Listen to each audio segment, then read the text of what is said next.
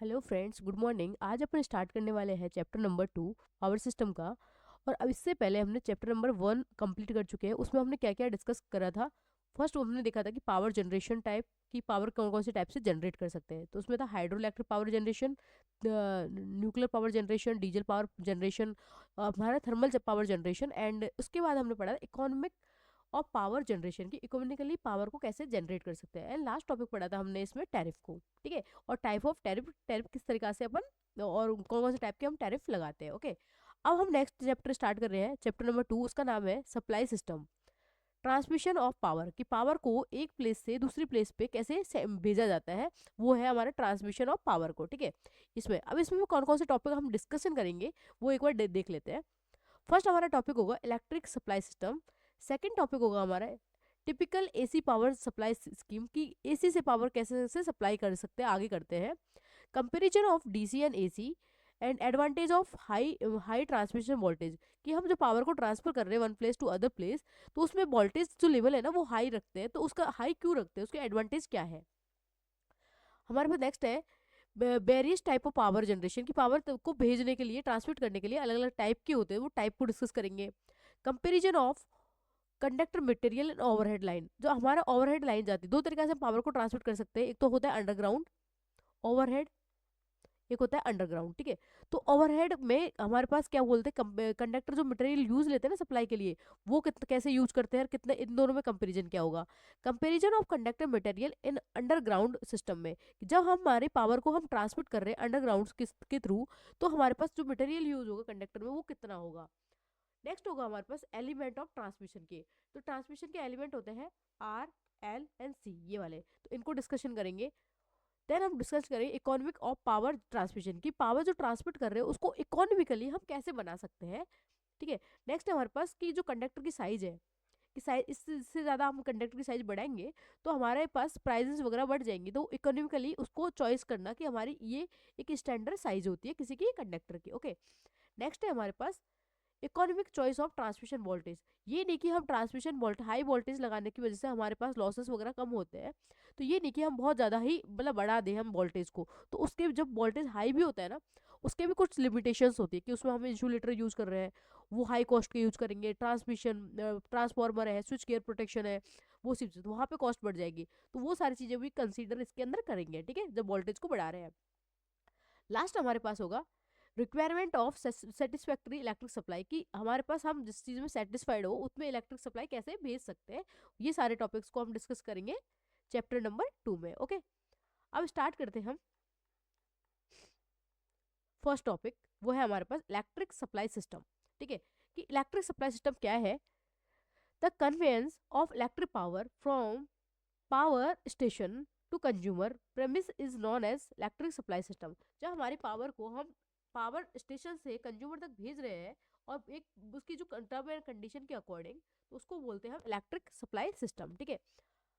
The electric supply system can be broadly classified into. हमारे जो electric supply system है ना, उसको कितने पार्ट में वो क्लासिफाइड किया, दो में। एक है एसी और डीसी सप्लाई सिस्टम। सेकंड है हमारे पास ओवरहेड और अंडरग्राउंड सप्लाई सिस्टम। ठीक है। अब हम देख रहे हैं ये वाला जो चार्ट है वो कॉमन है दोनों के लिए। या तो वो इज ओवरहेड हो या अंडरग्राउंड हो। ठीक है। दोनों के लिए कॉमन है। उनको एक बार कंडीशंस को देखते हैं चार्ट के थ्रू।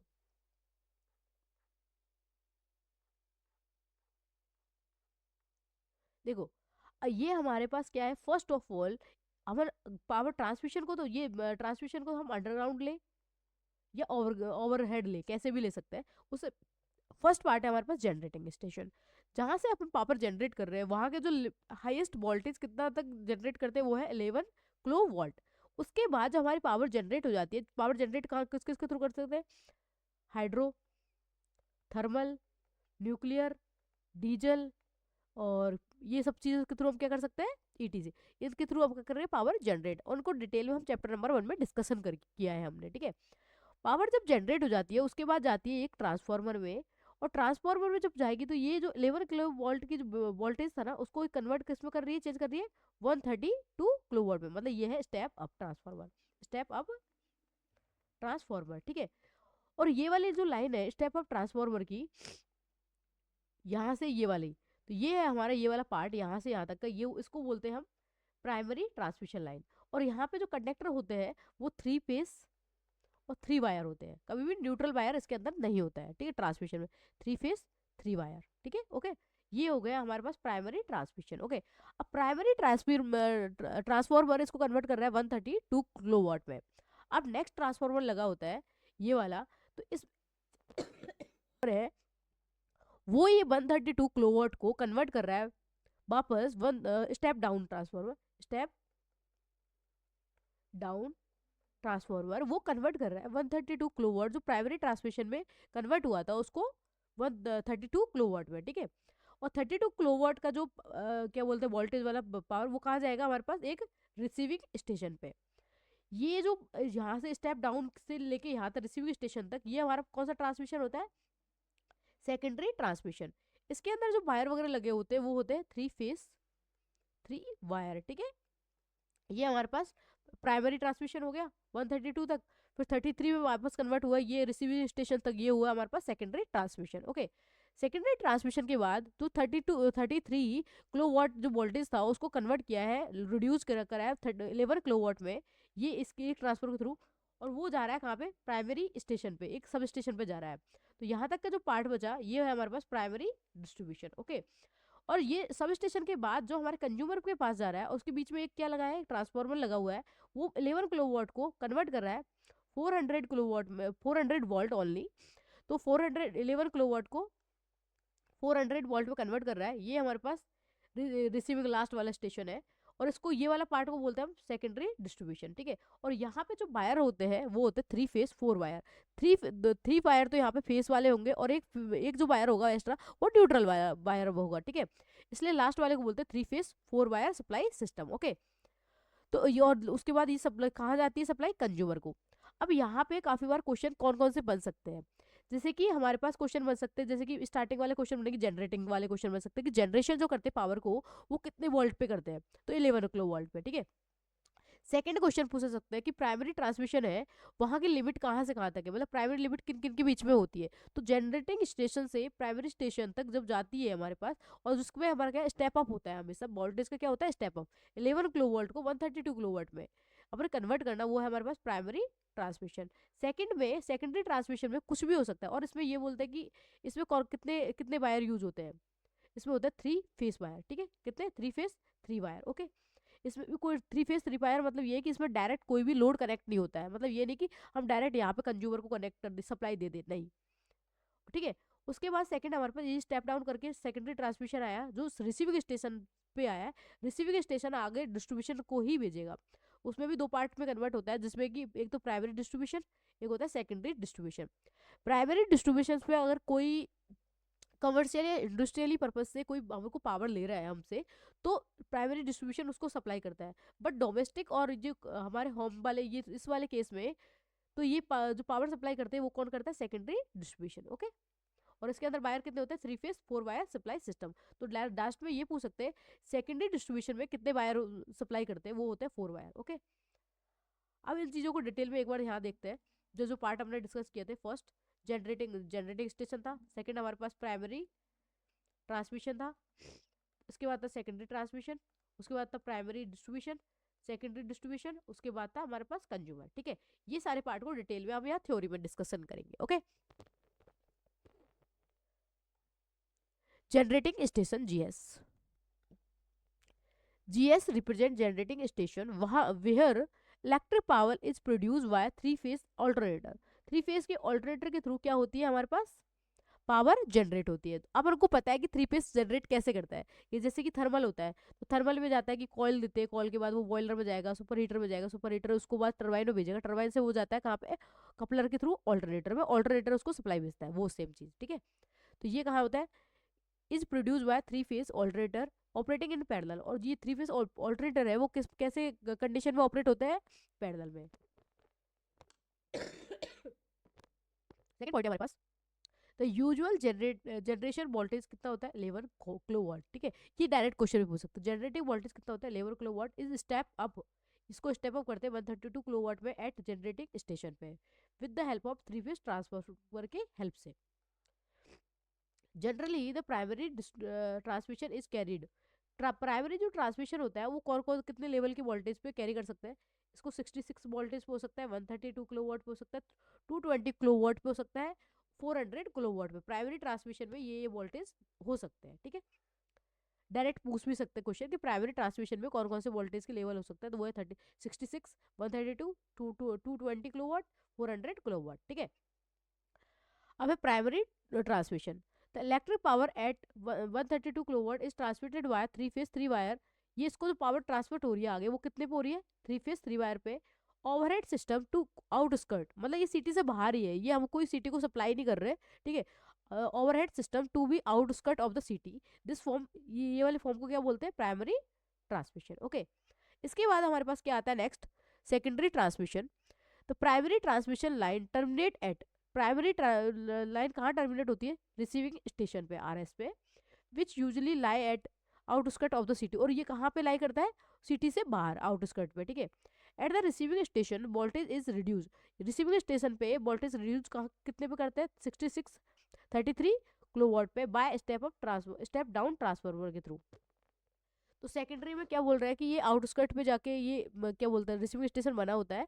यहाँ पे रिसीविंग स्टेशन वोल्टेज को रिड्यूस करता है 33 किलोवाट में by step up step down transformer के थ्रू, ओके। अब नेक्स्ट पार्ट है हमारे पास, इलेक्ट्रिक पावर इज टर्मिनेट। अब ये इलेक्ट्रिक पावर है वो टर्मिनेट हो रही है एट 33 किलोवाट पे by three phase three wire overhead system to various sub station पे। अब जो सेकेंडरी ट्रांसमिशन आई थी ना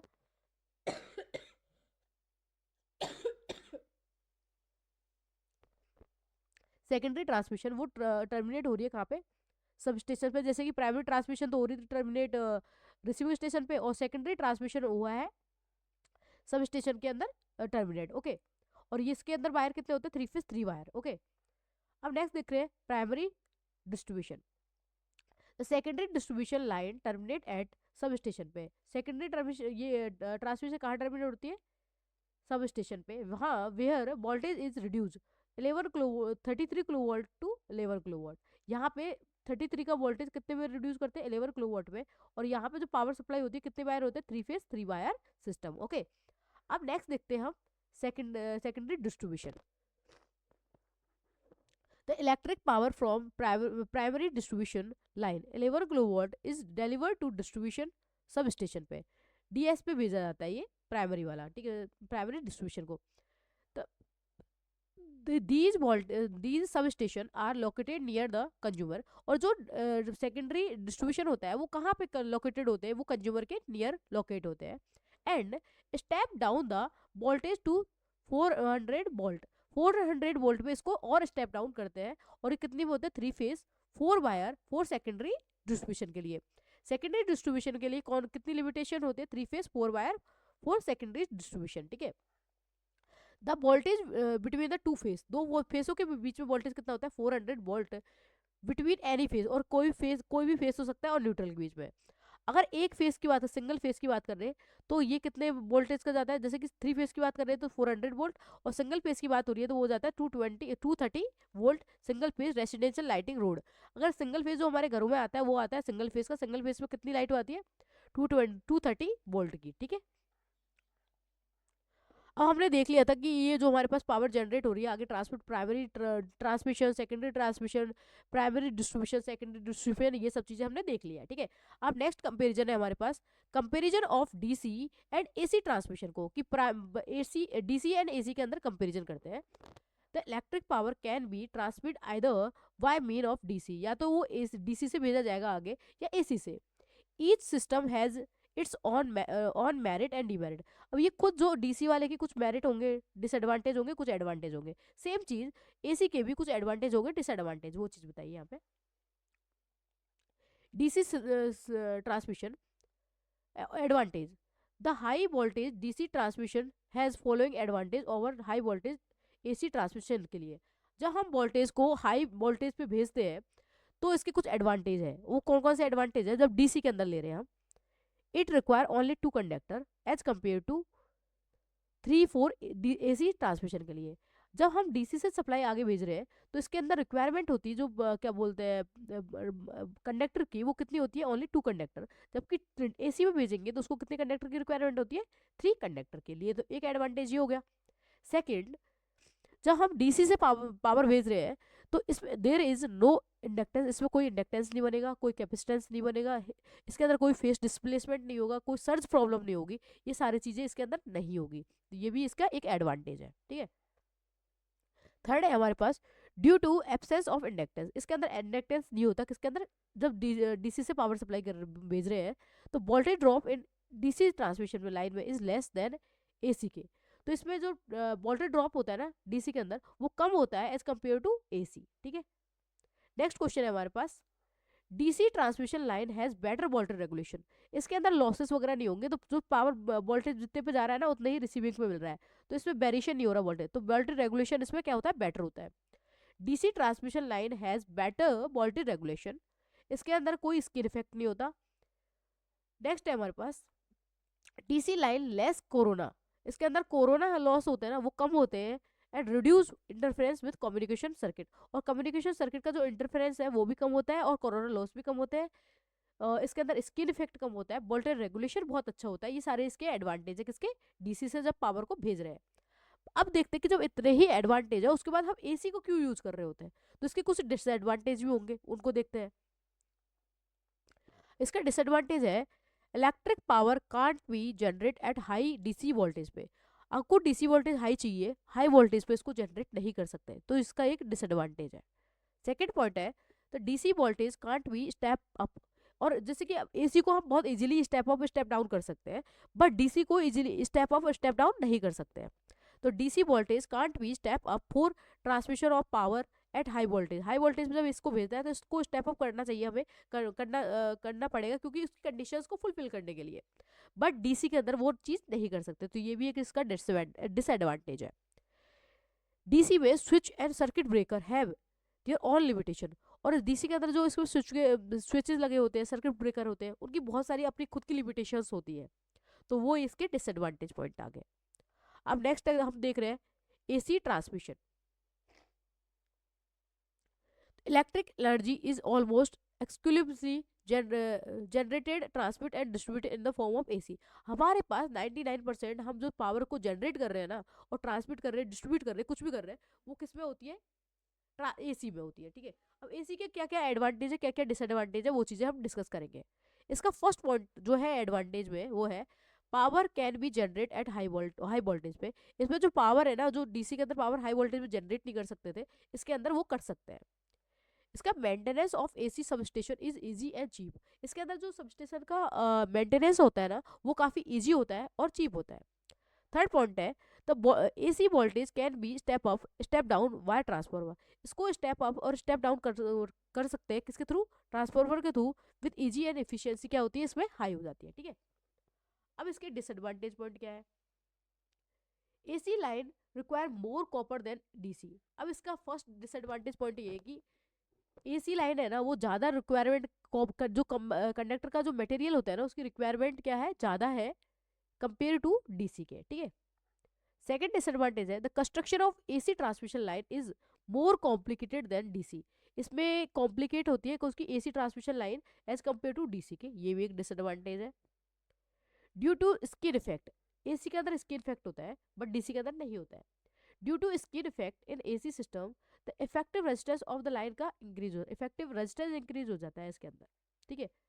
नेक्स्ट बचेगा हमारे पास एसी लाइन हैज कैपेसिटेंस होता है इसके अंदर, therefore there is continuous loss of power का due to charging current even when line is open, इसमें काफ़ी एक सीरियस जो है क्या बोलते हैं लॉसेस होता है, इसमें होता है कि इसमें ना एसी की लाइन के अंदर कैपेसिटेंस बनता है, कैपेसिटेंस की वजह से एक लाइन हमारी चालू मतलब ओपन भी है ना बंद है, उसके बाद भी इसके अंदर एक कंटिन्यूअस एक लॉस होता रहेगा जो होता है चार्जिंग करंट की वजह से, ये इसका एक डिसएडवांटेज पॉइंट है, ठीक है।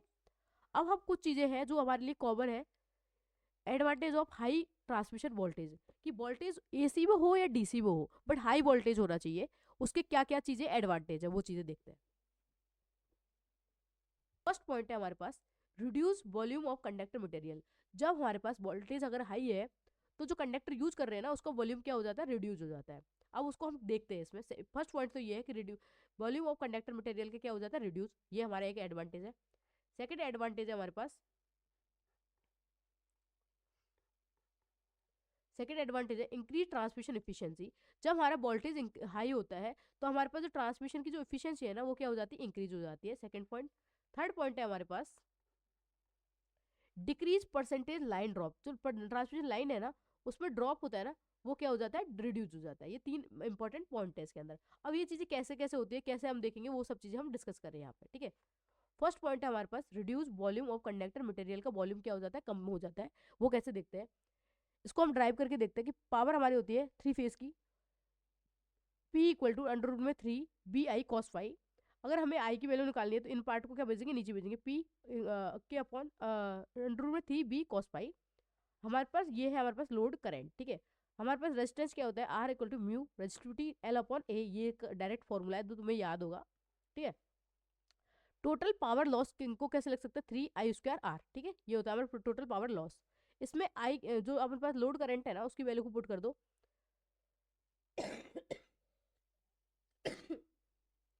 इसमें लोड करंट की वैल्यू पुट करी तो कैसे लिखेंगे, 3, ये हमारे पास P अंडर रूट में 3 v cos phi का स्क्वायर मल्टीप्लीकेशन करा है R से, R म्यू L अपॉन ए, ठीक है। जब इसको सॉल्व करा तो हमारे पास ये 3 वाला स्क्वायर में जाएगा, अंडर रूट 3 ये कट जाएगा। उसके बाद हमारे पास बचा P² mu L upon b² cos² phi a, ठीक है। ये हमारे पास बचा है, ठीक है। अब हमारे पास ये हमारे पास W क्या है, power loss, total power losses. हमें चाहिए A, cross section area of conductor, ठीक है। तो क्रॉस सेक्शन एरिया को इधर भेज दिया और पावर लॉस को इधर भेज दिया, तो इसलिए ये आ गया A equal to area P² upon W v² cos phi, ठीक है। ये हो गया। अब हमें चाहिए वॉल्यूम का, कि वॉल्यूम भी तो देख रहे हैं कि वॉल्यूम कम होता है इसके अंदर हाई वोल्टेज देखते हैं, तो वो कैसे पता लगेगा।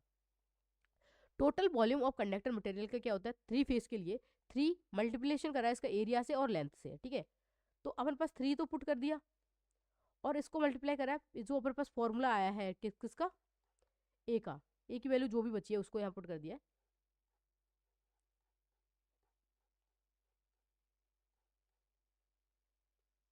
ठीक है। तो ये हो जाएगा हमारे पास ए क्या है, P² ρ L W b² cos² phi, ठीक है। और ये L आ गया, ये यहाँ पे 3 आएगा, P²ρ L² upon W b² cos² phi।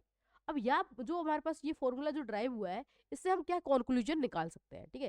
जैसे ये हमारे पास कांस्टेंट टर्म है, ये हमारे पास कांस्टेंट टर्म है, L हमारे पास, ये चीजें पावर हमारी कांस्टेंट है, तो क्या चीज ऐसी है जो वेरिएबल है, उन चीज से हम चीजें चेंज कर सकते हैं।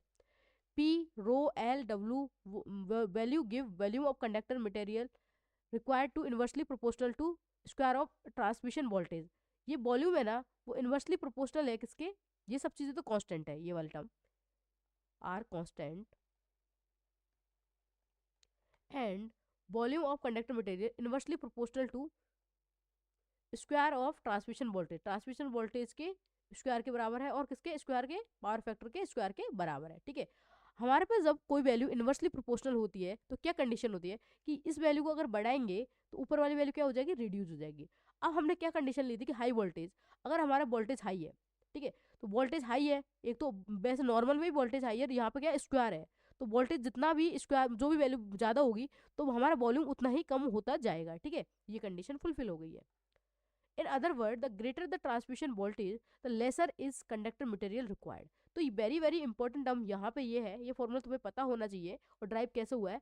और इसमें ये भी चीज़ पता होनी चाहिए कि वॉल्यूम के जो क्या बोलते हैं वोल्टेज है ना वो इन्वर्सली प्रोपोर्शनल होता है, ये और पावर फैक्टर है ना उसके भी इन्वर्सली प्रोपोर्शनल, उसके स्क्वायर के इन्वर्सली प्रोपोर्शनल होता है, ओके। नेक्स्ट टर्म हमने देखी थी इंक्रीज ट्रांसमिशन एफिशिएंसी, कि इसमें जो ट्रांसमिशन की एफिशिएंसी है ना वो हाई होती है। अब ये हमें कैसे पता लगे, इसको डराइव करके देखते हैं। नेक्स्ट, इनपुट किसके बराबर होता है, input equal to output plus losses, ठीक है। आउटपुट हमारे पास P है और लॉसेस हमने अभी देख लिए थे, P² row L upon b² cos² phi a, ये हमारे पास लॉसेस हो गए, ठीक है। इनको पुट कर दिया इनपुट के, P इनमें से दोनों में से कॉमन ले लो, ठीक। अरे हाँ, यहाँ पे पहले इसकी वैल्यू पुट कर दो, यहाँ पर हमारे पास है A, ठीक है। A को हम लिख सकते हैं I अपॉन J, लिख सकते हैं ना, तो इसमें I अपॉन J पुट कर दिया, ठीक है।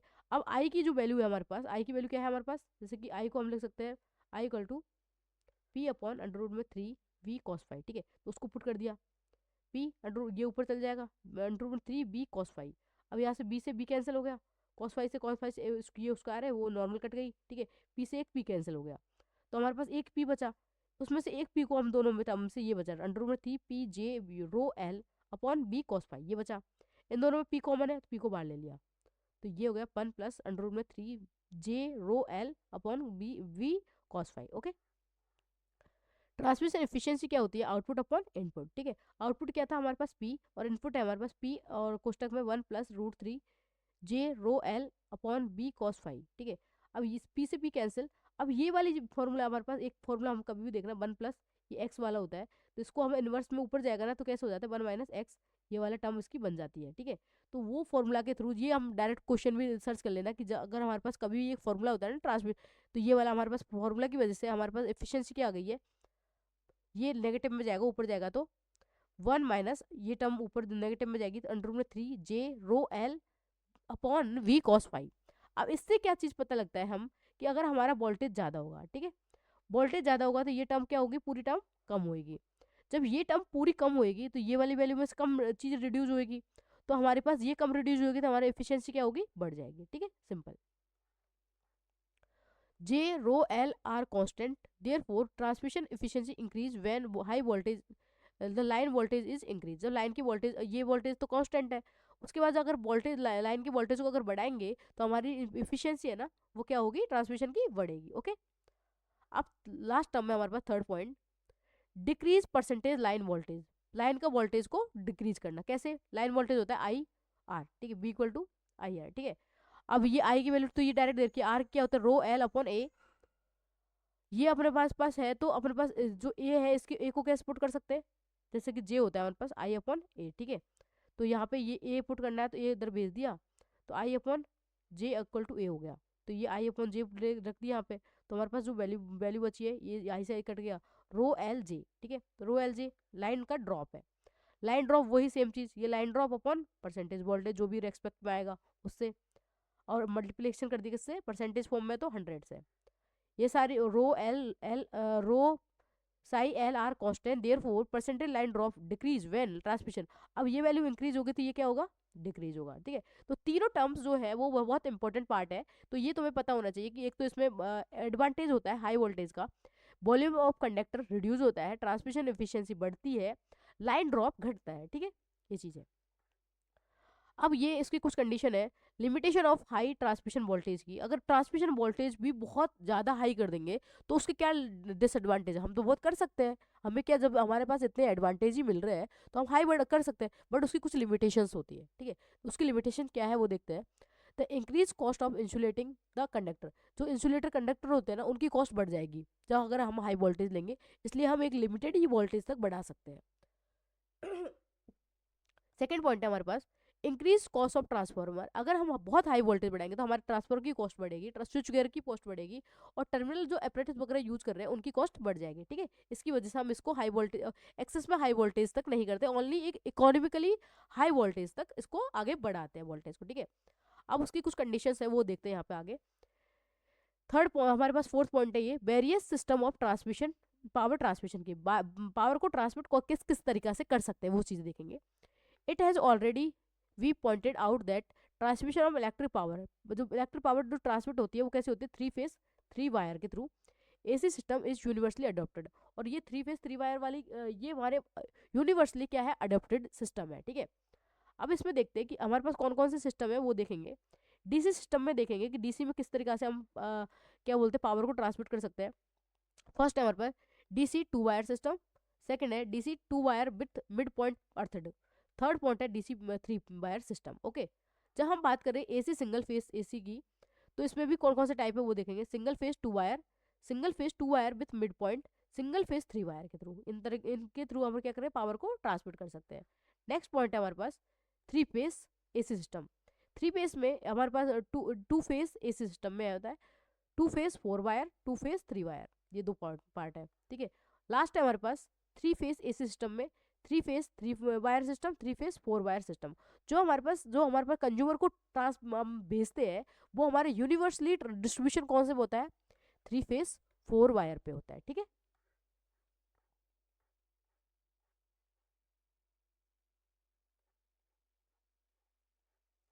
अब हम इसकी क्वेश्चन डिस्कशन करेंगे। Which option represent the correct sequence of the flow of electric power from generating station to load. Generating station से लोड तक हम भेजते हैं पावर को, उसका क्या है एक सीक्वेंस, प्रॉपर सीक्वेंस क्या है। जनरेटिंग स्टेशन से हम भेजते हैं प्राइमरी ट्रांसमिशन को, प्राइमरी ट्रांसमिशन के बाद जाता है सेकेंडरी ट्रांसमिशन में, सेकेंडरी ट्रांसमिशन के बाद जाता है वो प्राइमरी डिस्ट्रीब्यूशन में, देन प्राइवेट डिस्ट्रीब्यूशन के बाद जाता है वो सेकेंडरी डिस्ट्रीब्यूशन में, देन जाता है वो लोड में। ये हमारे पास एक सीक्वेंस होता है। अब सीक्वेंस देखते हैं। फर्स्ट ऑप्शन है primary distribution then secondary distribution, ठीक है। नेक्स्ट ऑप्शन देखते हैं primary distribution secondary, primary transmission secondary distribution no, primary distribution transmission primary distribution no, primary transmission secondary transmission primary distribution secondary distribution. तो option क्या आएगा इसका D, ठीक है। और इस चीज को हमने डिटेल में देख चुके हैं पहले थ्योरी में जब हमने पढ़ी थी। अब ब्लॉक डायग्राम से देख सकते हो ये जनरेटिंग स्टेशन है, फिर यहाँ पे ये हाई वोल्टेज में स्टेप अप किया है, फिर रिसीविंग स्टेशन पे आया है। ये वाली पूरी टर्म्स को हमने डिटेल में पढ़े हैं इस चीज को, ठीक है। अब नेक्स्ट क्वेश्चन है हमारे पास secondary distribution is generally carried out at which voltage level. हमारी सेकेंडरी जो वोल्टेज है सेकेंडरी डिस्ट्रीब्यूशन है वो वोल्टेज कौन कौन से को रखती कैरी आउट करती है।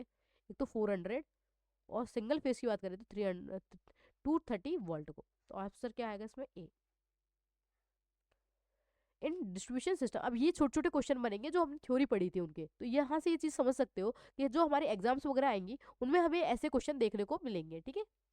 In distribution system the primary distribution line made by 33 to 11 kilowatt to 400 volt. 11 kilowatt से कहाँ पे कन्वर्ट होती है 440 वोल्ट पे। प्राइमरी डिस्ट्रीब्यूशन इज इसको कन्वर्ट करती है, ये प्राइवेट डिस्ट्रीब्यूशन में ये सब हो सकते हैं। सेकेंडरी की बात करें तो 440 और 230 वोल्ट ही होगा, ठीक है। नेक्स्ट क्वेश्चन है हमारे पास for transmission of same power. अगर सेम पावर को हम ट्रांसमिट कर रहे हैं तो क्या चीजें और चीजें, DC require more copper than AC, नहीं गलत है। AC require more copper than AC DC, ये बात सही है। AC and DC needed same power, नहीं कभी भी सेम नहीं होता। एसी की रिक्वायरमेंट होती है कॉपर की वो ज्यादा होती है एज कम्पेयर टू डीसी होती है, ठीक है। ये चीज हम देख लेंगे भी जब भी हम इसको डिटेल करेंगे ना वॉल्यूम के बारे में, तो हम इस चीज को देखेंगे यहाँ पे, ठीक है। अब हमारे पास नेक्स्ट क्वेश्चन है which of the following is not standard transmission voltage नहीं है। देखो हमारे पास ट्रांसमिशन वोल्टेज कौन कौन से होते हैं 220 वोल्ट, 66 वोल्ट, 330 किलोवाट और 132 किलोवाट। तो ये सारी चीजें 756 किलोवाट, ठीक है 750 किलोवाट, ये सारी चीजें हैं। तो ये है हमारे पास, ये है हमारे पास, ये है हमारे पास। तो 222 किलोवाट हमारे पास कोई भी स्टैंडर्ड ट्रांसमिशन वोल्टेज नहीं होता है, ठीक है। स्टैंडर्ड ट्रांसमिशन वोल्टेज, ये डायरेक्ट क्वेश्चन भी आ रहे हैं ये वाले। 32 किलोवाट होता है, 400 होता है और 750 किलोवाट होता है। कौन सा नहीं होता है 222 वाला। हमारे पास इंडिया में सबसे हाईएस्ट वोल्टेज होता है वो तो होता है 750 किलोवाट, हमारे पास हाईएस्ट ट्रांसमिशन वोल्टेज है, ठीक है। अब नेक्स्ट क्वेश्चन है हमारे पास, ये आरआरबी जेईई 2019 में आया है क्वेश्चन कि स्टैंडर्ड वोल्टेज कौन सा है। सेकंड क्वेश्चन है हमारे पास is universally adopted for generation transmission and distribution of electric power के लिए कौन सी ऐसी चीज़ है वो हमारे में यूनिवर्सली अडॉप्ट की जाती है। 2 face, single phase, both AC and DC, 3 face. हमारे पास जो यूनिवर्सली ट्रांसमिशन डिस्ट्रीब्यूशन और ये तीनों पार्ट के लिए हमारे पास होता है वो होता है हमारे पास, हम इसको हमारे रिक्वायरमेंट के अकॉर्डिंग हम कन्वर्ट कर सकते हैं। सिंगल में भेजे, 2 में भेजे या 3 में भेजे, कैसे भी भेज सकते हैं। बट हमारा यूनिवर्सली जो अडोप्टेड सिस्टम है वो है हमारे पास 3 फेस वाला। 3 phase system is universally adopted for generation transmission distribution of electric power के लिए, ओके।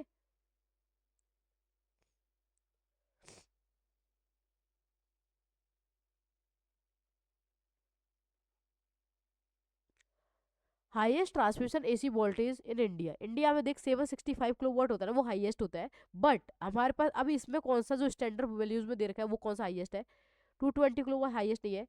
400 और 1750, 1750 तो होता ही नहीं है तो उसको हटा दो, ये तीन होते हैं, इनमें से हाईएस्ट कौन सा है 400 किलोवाट, इसलिए इसको टिक करेंगे। अगर यहाँ पे 765 किलोवाट दे रखा होता तो हम कन्वर्ट किसको टिक करते 765 किलोवाट को, ओके। हम देखेंगे नेक्स्ट क्वेश्चन। क्वेश्चन देखिए, which of the following is not standard transmission voltage in India. India के अंदर ट्रांसमिशन वोल्टेज होता है वो होता है हमारे पास 32, 66 किलोवाट, 220 किलोवाट, 132 किलोवाट, ये सब चीजें होती है, 400 किलोवाट, 765 किलोवाट, ये सब चीजें हमारे स्टैंडर्ड ट्रांसमिशन वोल्टेज है। कौन सी नहीं है वो है हमारे पास 99। इसको हम ऑप्शन देखते हैं, ये 2007 में आया था एसएससी में। Standard transmission voltage in India 11 kilowatt, 33 kilowatt, 66 kilowatt, 132 kilowatt, 220 kilowatt, 400 kilowatt, 765 kilowatt, but 99 कोई भी स्टैंडर्ड ट्रांसमिशन वोल्टेज नहीं होता है, ठीक है। नेक्स्ट क्वेश्चन है, in transmission system feed power, feeder होता है ना, वो फीड पावर किसको फीड करता है, पावर सप्लाई। ये वाला टॉपिक है ना, वो अभी नेक्स्ट आएगा, अभी डिस्कशन नहीं हुआ है, करा है, तो इस वाले क्वेश्चन को भी छोड़ देते हैं, ठीक है। अभी वाला क्वेश्चन देखते हैं, which of the following is not standard transmission voltage. तो ये क्वेश्चन हो चुका है, तो इसमें हमारे पास ये वाला 222 kilowatt is not standard transmission voltage, okay. तो ये भी आरआरबी जी में 2019 के शिफ्ट 1 में क्वेश्चन आया है। नेक्स्ट क्वेश्चन है हमारे पास, high transmission voltage efficiency is range of. High transmission voltage, जो वोल्टेज हमारा हाई होता है उसकी ट्रांसमिशन एफिशिएंसी कितनी होती है। अपन को पता है कि हाई जो होता है ना हमारा वोल्टेज, तो उसकी ट्रांसमिशन एफिशिएंसी क्या होती है, हाई होती है। अपन को पता है 1 माइनस रो एल, ये वाला अपने जे देखा था, और यहाँ पे बी ये वाला। तो अगर इसको बढ़ाएंगे तो ये वाली वैल्यू घटेगी cos फाई, ठीक है, बी cos फाई होता है यहाँ पे। अगर इसकी वैल्यू, इसकी जो वैल्यू बढ़ेगी तो कितनी बढ़ेगी, इसकी रेंज होती है 85 टू 95, ठीक है, ये स्टैंडर्ड रेंज है। High transmission voltage efficiency is in the range of 85 to 95 because with the increase in voltage for same amount of power, same amount of power के लिए हम वोल्टेज को इंक्रीज करते हैं to be transmitted current in the line decrease with increase with decrease line decrease होती है with reduce I square R losses. इसमें losses क्या होती है, कम होता है, और क्या होता है इसमें एफिशिएंसी होती है ट्रांसमिशन लाइन की, क्या होती है, इंक्रीज हो जाती है। Secondary distribution is generally carry out, secondary distribution है वो जनरली कैरी आउट होता है 440 kilowatt to 220 kilowatt, okay. Voltage under extra high voltage, extra high voltage के लिए कौन सा लिमिटेशन होती है इसमें, ठीक है, किसको बोलते हैं एक्स्ट्रा हाई वोल्टेज, ठीक है। ये चीज देखते हैं हम, ये वाली रेंज को इसका आंसर के थ्रू देखते हैं। देखो अगर लो वोल्टेज बोलेंगे तो 220 230 किलो 230 वोल्ट सिंगल फेज के लिए, 400 वोल्ट होता है थ्री फेज के लिए, इसको 440 बोलते हैं, ठीक है। और ठीक है, ये होता है थ्री फेज के लिए, ये होता है सिंगल फेज के लिए। ये वाला अगर वोल्टेज कहीं देखे तो इसको बोलते हैं लो वोल्टेज। अगर 11 किलो वोल्ट और 32 किलो वोल्ट की बात करें तो इसको बोलते हैं एक्स्ट्रा, इसको बोलते हैं हाई वोल्टेज, ठीक है। अगर बात कर रहे हैं 66 kilo volt, 132 kilo volt, 220 kilo volt, ये होता है एक्स्ट्रा हाई वोल्टेज। और अगर अल्ट्रा हाई वोल्टेज की बात करें तो 765 किलो वोल्ट से अब हम जब जाएगा तो अल्ट्रा होगी। हमको पूछा है under extra high voltage, under extra high voltage कौन सा होता है, ये नहीं होगा, ये हाई होता है 33 220 तक है, तो हमारे पास अंडर होगा 220 तक, मतलब ये वाली रेंज। तो ये आपका 132 किलो वोल्ट और एंड अबव, तो ये हमारे पास किस में आएगा, अंडर एक्स्ट्रा हाई वोल्टेज में, तो इसका आंसर क्या आएगा, सी आएगा, ठीक है। नेक्स्ट क्वेश्चन है, in transmission system if B is the transmission voltage, weight of copper needed to inversely proportional. जो वेट होता है वो क्या होता है, इनवर्सली प्रोपोर्शनल टू वेट होता है हमारे पास W, वो इनवर्सली प्रोपोर्शनल होता है बी स्क्वायर के। तो आंसर क्या आएगा इसका, B option. In transmission system if B is transmission voltage, weight of copper needed to transmission के लिए 1/b स्क्वायर। ये हमने जो क्वेश्चन ड्राइव किया था ना फर्स्ट पार्ट जो वोल्टेज वाला, उसमें हमने ये डिस्कशन भी किया है, इनको डिटेल में और आगे वाले जो लेक्चर्स आएंगे उनमें हम इसको डिटेल में देखेंगे। अभी तो हम ब्रीफली एक बार दिखाएं। अब जो आगे वाले लेक्चर्स है उसमें हम देख रहे हैं वॉल्यूम ऑफ मटेरियल वाला, वो एक चीज इसमें देख लेते हैं कि अपन जो देख लेते हैं कि भाई डीसी के अंदर वोल्टेज कम, क्या बोलते हैं, कंपैरिजन में एज कंपेयर टू कॉपर की रिक्वायरमेंट कम होती है, वो चीजें यहाँ देख रहे हैं एक बार। अंडरग्राउंड और क्या बोलते हैं ओवरहेड में, ओवरहेड में जो वोल्टेज होता है वो क्या बोलते हैं, करंट मटेरियल होता है वो कम रिक्वायरमेंट होता है, जबकि अंडरग्राउंड में मटेरियल होता है किसी भी कंडक्टर का वो ज्यादा रिक्वायरमेंट होता है। वो हम कैसे देखेंगे, जैसे कि हमारे पास एक सिस्टम है डीसी में आएगा, डीसी में सिस्टम कौन होते हैं, two wire system, two wire mid point earth और थ्री वायर वाला। सिंगल की बात करेंगे तो सिंगल में होगा हमारे पास two wire system, two wire mid point three wire वाला, ठीक है। टू फेस की बात करेंगे तो two phase four wire, two phase three wire वाला होगा। और थ्री फेस की बात करेंगे three phase three wire, three phase four wire, ये सब चीजें देखेंगे। अब बोल रहे हैं कि डीसी में जो हमारे पास अंडरग्राउंड वाला होगा ये है अंडरग्राउंड, और ये है हमारे पास ओवरहेड वाला, ठीक है, ओवरहेड। डीसी सिस्टम में टू वायर में और क्या टू वायर क्या बोलते हैं ओवरहेड का और अंडरग्राउंड का सेम होता है इसमें, ठीक है। जो वॉल्यूम ऑफ मटेरियल रिक्वायरमेंट है वो क्या होती है, सेम होती है। जबकि two wire with mid point, इससे जो ओवरहेड से 4 गुना ज्यादा होता है रिक्वायरमेंट होती है इसके अंदर अंडरग्राउंड में, ठीक है। थ्री वायर की बात करें तो इसमें भी 4 गुना ज्यादा रिक्वायरमेंट होती है इसमें अंडरग्राउंड में, ठीक है। सेम चीज हम देख रहे हैं सिंगल फेस में। टू वायर की बात करेंगे तो टू वायर में दोनों का क्या होगा, सेम होगा। टू पर cos स्क्वायर 5 फैक्टर के अकॉर्डिंग ये ज्यादा होगा, ठीक है, दोनों में सेम सेम वैल्यू होगी। जब आप बात कर रहे हैं मिड पॉइंट की, तो मिड पॉइंट में कितना होगा, 4 गुना ज्यादा, 4 गुना ज्यादा कंडक्टर मटेरियल की रिक्वायरमेंट हो रही है इसके अंदर अंडरग्राउंड के अंदर, ठीक है। थ्री वायर की बात करेंगे तो इसके अंदर भी 4 गुना ज्यादा हो रही है, ठीक है। टू फेस की बात करेंगे तो इसमें 4 गुना ज्यादा हो रही है, तो टू फेस फोर वायर में। और अगर इसकी बात कर रहे हैं तो इसकी वैल्यू जो भी देखिए यहाँ पे इतनी गुना ये ज्यादा हो रही है, ठीक है। अब यहाँ पे हम देख रहे हैं थर्ड पॉइंट है, थ्री फेस फोर वायर में ये 0.5 है, तो यहाँ पे 3 गुना ज्यादा हो रही है, ठीक है। और थ्री फेस फोर वायर में हमारे पास कितना हो रहा है, ये वाला अप्रॉक्सिमेट 3 4 के बीच में, ठीक है, 1.75 है, 0.58 3 है यहाँ पे, ठीक है। तो इसी सब कंपैरिजन देखते हैं कि जो अंडरग्राउंड होता है ना उसमें वॉल्यूम ऑफ मटेरियल की रिक्वायरमेंट होती है वो ज्यादा होती है as compare to overhead line के लिए, ठीक है।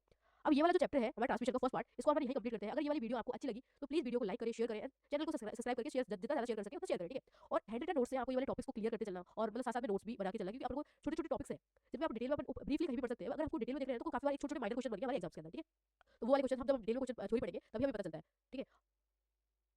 2024 में सेलेक्टेड हूँ, तो ये चीज़ें आप ये है कि हम क्वेश्चन हम लगा रहे हैं ना, जैसे आपने थ्योरी पढ़ ली है तो आप ज़्यादा से ज़्यादा इसके साथ साथ में हम आप ना टेस्ट सीरीज लगा के चलो, और टॉपिक वाइज टेस्ट शुरू में लगाना, क्योंकि हम फुल लेंथ स्टार्ट कर देते हैं बट हमारे पास ये छोटे छोटे टॉपिक्स होते हैं किसी भी टॉपिक के, वो हमें क्लियर ही नहीं होते विद थ्योरी में। तो उनको क्लियर करके साथ में हम क्या कुछ क्वेश्चंस लगाना जिससे हमें आइडिया लगे कि हमारा क्वेश्चन फ्रेम कैसे हो रहा है एग्जाम्स के अंदर, ठीक है।